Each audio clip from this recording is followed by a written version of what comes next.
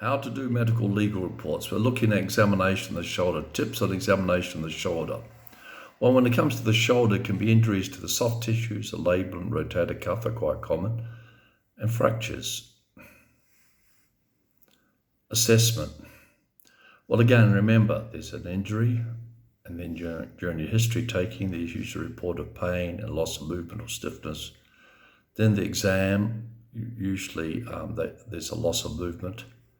And then there's imaging. So all these three things have to link up. If it's a history there's an injury, a history of pain, exam, they can't move it, then the imaging's all normal, including, say, MRI. That doesn't make sense. They have to link up. There's got to be something on each of them. Now, the AMA guides, 4th, 5th, and 6th edition, place a lot of weight on the loss of movement as a form of assessment.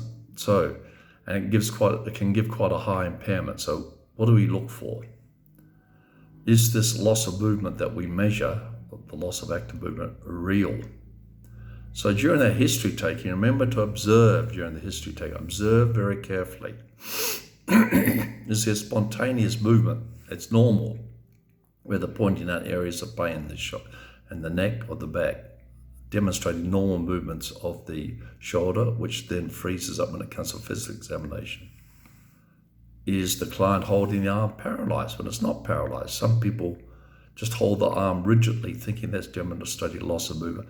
But seldom is the arm paralyzed unless there's a neck injury or brachial plexus injury. There's always some movement. So if they're holding the arm paralyzed, then you know that it's not creditable. There's no consistency here. Now, the big one is this, muscle wasting.